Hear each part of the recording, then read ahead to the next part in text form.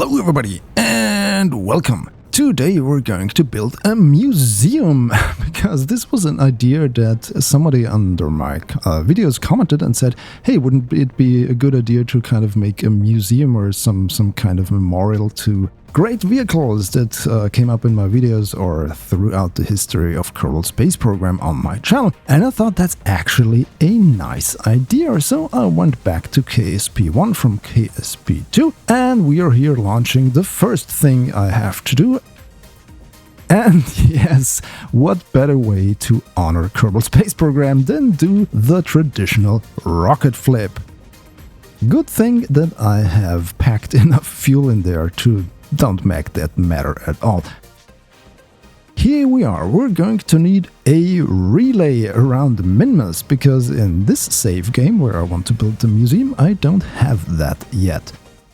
If you're interested, by the way, I'm using the visual mods environmental visual enhancement with the volumetric clouds by BlackRack and Scatterer, and I also use waterfall for the engine plumes. And what I'm doing here is how to get to Minmus. Basically what I usually do is I select the ascending or descending node if I'm in an equatorial orbit and select Minmus as target and then just eyeball it and try to get an encounter and then adjust the orbit on my way there. But usually using the ascending and descending node as my starting point for my maneuver really works out well. And here's the slight adjustment and we have a good encounter with Minmus. What we also have is, well, people always say, well, everything KSP2 does, mods can do better. Well, we have the waterfall mod here and suddenly the engine plume all but disappeared, which made it hard to really see whether or not engines are burning. I don't know why that happens, but yeah, this is one of the risks you have using mods. And what we have here is now our relay for the museum proper that I'm going to launch here. Well, in part, actually. It's not the complete museum, it's just the first iteration. You'll see later. What you can also see here is the fog by the BlackRack's volumetric cloud mod for Kerbal Space Program 1. People have been discussing how different the art styles of KSP2 and KSP1 are. Yes, KSP2 is more like cartoonish and a little bit more lively and poppy colors or something like that. While I have a feeling that especially KSP1 modders tend to go more for a rather realistic look, if that is even possible in a video game. And here we have it, or at least we have the backside view of the first part of the museum. I decided to create some sort of modular design, but before we go there, let's look at this here. I have a trajectory set for Minmus and I want to time warp there. And if you have sharp eyes, you might have seen that as soon as the time warp started, the trajectory disappeared because it somehow changed as soon as you start time warping. And I did not realize that, and I kind of was wondering, hey, why am I back at Kerbin and then back again away? What happened? Yeah, I lost my encounter with Minmus, and yeah, again! People complain about KSP2 and the bugs it has, but here we have a more than 10-year-old game and one of the basics, meaning orbital trajectories, is still not working and it spazzes out when you are using time warp. But anyway, for some reason people don't care about that in KSP1 as much as they care about it in KSP2 for some reason. They kind of live with it. But here we have our museum decoupling from the transfer stage and I'm selecting to land on that. Oops, nope, don't destroy it, at least not yet, or not at all. Basically what I want to do is I want to set the museum down on that huge flat down there because it's a great place to land anything. And we're getting down, it has 4 radial mounted engines and enough fuel to make the landing. Unfortunately, I decided to burn too late. And yeah. Well, you know what that means. Again. Yes, exactly. We're trying it again. And while we do that, You can see here a flag that I planted in the past. If you've watched my Invictus series, this was the spot where I landed with Invictus on Minmus. So this is actually kind of a fitting biome to put this thing on, because Invictus will be there somewhere. I'll put it, I don't know where exactly, but I'll put it somewhere. Yes, I'm going to try to land all these huge crafts here on Minmus in close vicinity. So yeah, the part count for the scene to render will be immense. And what we have here is the second module. Basically, I launched 2 modules at once. And this is kind of a connector module to not make it like a checkerboard or chessboard, but with more like some angles in between to make it look kind of a bit more interesting once everything is there.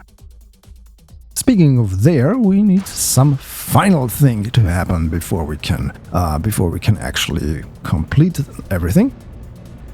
So what I'm doing here is I'm launching a sort of support craft. You'll see what it is later.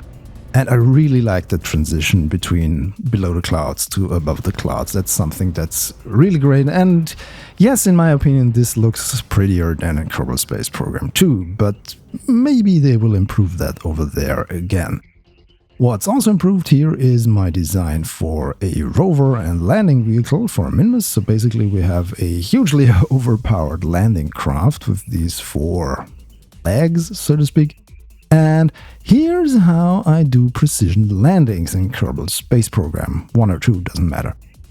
Basically, I try to reduce my velocity corresponding to my target right above it. And then what I try to do is to make the retrograde indicator, once I select target mode, you can see it's on top of the nav ball.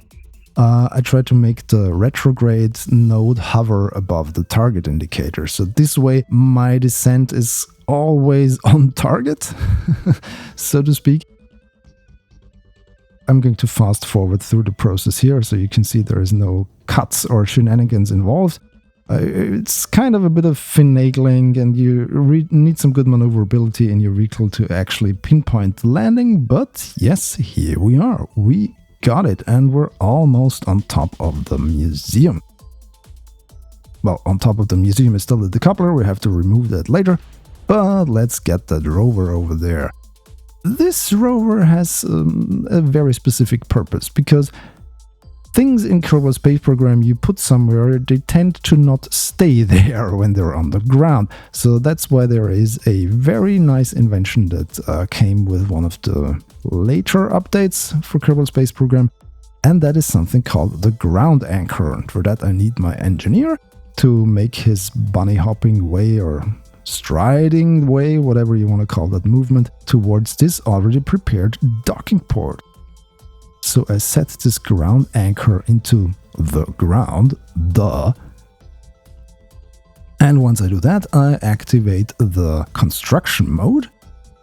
I have to get a little bit closer to my storage container, and in that storage container I have some structural parts and I have another docking port, which I'm going to use to connect that ground anchor to the museum proper.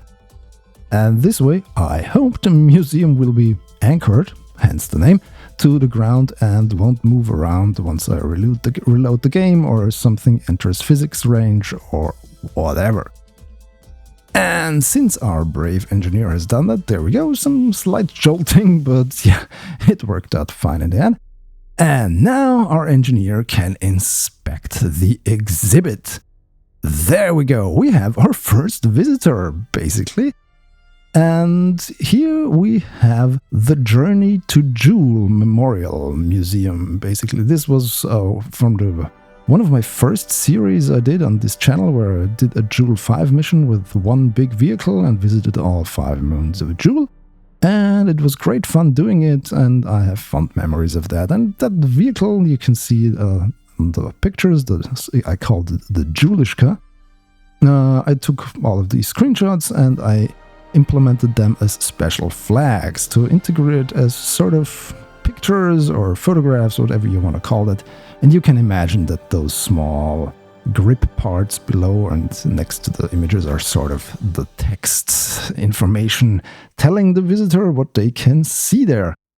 But now that we have that, we have still a lot of work in front of us. We need some additional buildings, and even more, we need to get the vehicles down there. And, well, I'm not sure yet how I'm going to do that, but that is a question we need to answer in an upcoming video. So I hope you subscribe to my channel and wait for when the next iteration of my museum build is coming out. If you enjoyed this video, please subscribe to my channel for more and follow me on my social thingies. The links are in the description. Thanks for watching. Goodbye.